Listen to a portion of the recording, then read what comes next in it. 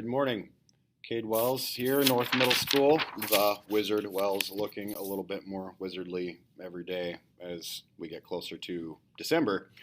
So I thought I'd check in and tell you what's going on in Wells's world here in my wonderful classroom where we play games and do lots of work. So you've got your classroom set up, your dungeon masters are trained, your kids are excited, scores are going up, work is getting done. Hopefully that's where you're at. So you're done, right? Like you taught kids how to play D&D in class and now you can just relax. You can't. So I want to talk about what to do as you continue throughout the course of your year to create more efficacy with your Dungeons and Dragons groups and how to continue to excite them with learning and reading and interactivity with their peers and yourself. And this is a really easy thing. So I've got two groups that I run. And in that same class, I have a student dungeon master who runs the other group. In one of my classes, I have 3 dungeon masters, so I don't have to run any groups, but I still do. So I'll rotate through the groups for the dungeon masters, where the dungeon masters will play like an NPC. We're all playing the same campaign. We're still using Lost Mines of Phandelver, which is a really fantastic campaign. Even for experienced players, it's just so iconic and neat. It has all the things that we remember from childhood about D&D, and so that's why I like to teach to kids, and I was very familiar with it. So I can jump in at any point, take over for any dungeon master at any time. So what that does for the student then, so say they save Droop, the party saves Droop the goblin that is in the bugbear room in the Red Brand Ruffian hideout.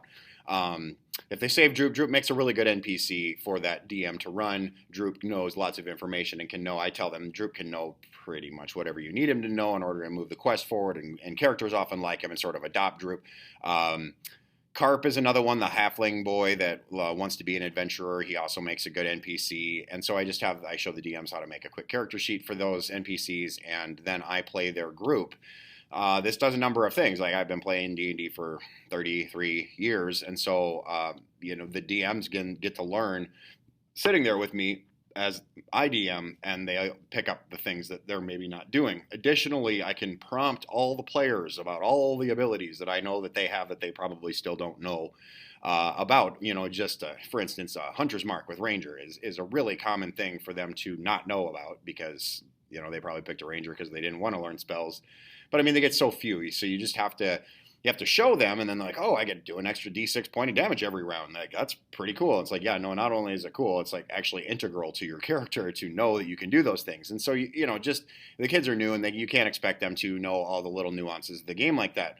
So, they will be graded on these. So you got to give them enough time and enough prompting to know how to do it. So that modeling is a crucial component, and just like all the rest of what we do as teachers, your modeling is super crucial, and that is modeling of everything. It's modeling of behavior. It's modeling of expectation. It's modeling of projects. It's modeling of work ethic. It's modeling. It's like, okay, so you want them to be excellent, then you have to model what excellence looks like in almost all respects. So that jumping in for Dungeon Masters is a great way for me to assess groups, and they get a little nervous because maybe I don't know how to play as well as I think I do, and And I just take one of my old favorite characters from a couple campaigns ago, Symbol Darkheart, is a diviner wizard human with a lucky feat and human perseverance. So she has like 6 die rolls that she can manipulate in one way or another, which is kind of cool for the diviner element.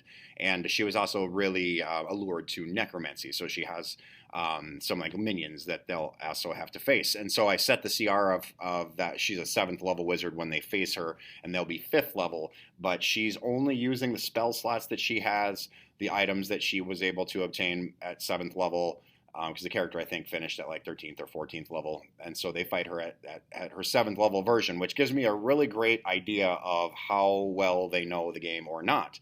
And so then as, dungeon mastering for this group, the DM is getting lots of hints and pointers where I'm like, okay, roll a perception check, roll a search, roll an insight, roll an athletics. That's advantage. That's not advantage. You get your sneak attack. You don't get your sneak attack. Those little things, they're like, oh, that's what that looks like. That's what that looks like. Because you got to keep in mind, your dungeon master is like all the rest of your players likely have never played before, and you're like, oh, we need you. You're a dungeon master. And so like you got to give that kid a break, and your modeling is going to be one of the only ways for them to really get better and understand the nuances of the game. Otherwise, they're just going to continue to do what they have been doing thinking that, of course they're doing as good as they can, but that's probably not nearly as good as you're going to do as a dungeon master. And so you need to model that for them.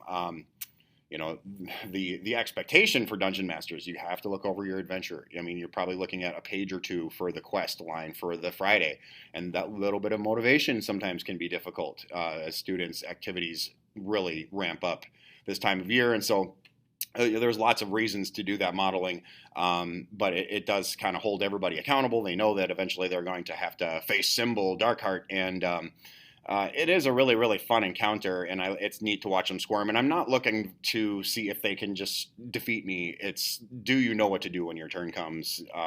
Do you understand tactics? Do you understand where to look things up in the book? Do you know your spells? Do you know the basic things that you would want a character to be able to do? And so that is really the next step. That's what we've been doing several Fridays, while the kids are playing D&D. I'll rotate from one group to another. And the games that I'm running, when I have to rotate to the other groups, what I'll do is I'll set up an encounter for that group and let one of the other dungeon masters run that encounter sometimes so that I can switch groups and assess another group. That's in my English 1 class specifically, where I have experienced dungeon masters, and so I don't have to help them or assess them. I can have them move to my group and play out their game so that I can play the group that has been played by a previous dungeon master, and that allows me to also assess how well or not well the DM has done and whether the characters have actually invested in doing this. So that's modeling D&D. You got to model being a dungeon master. You can also model being a player, but I find it, it's not effective or impactful as modeling to be a dungeon master, which is very, very helpful. I thought I would talk about something else as well, like some of the regular stuff that we do around here, and I think I'll just go ahead and make another video for that, the Ready Player One challenge. So we talk about gaming, which is playing D&D on Fridays, and then there's gamification, which is bringing game elements into your classroom. Well, of course, since I'm the guy who uses D&D in class, we gamify some stuff. And so I'm going to make a video right after this one called the Ready Player One Challenge to try to help teachers think about how, learning D&D is awesome and playing it with your kids is fantastic, but if you can't integrate it into your room in other ways, then how effective is it really being for you? I mean, it's still great. They're still going to be awesome. Just playing the game is great. It's amazing. But there are things that you can do like the Ready Player One challenge, and I will do that right now.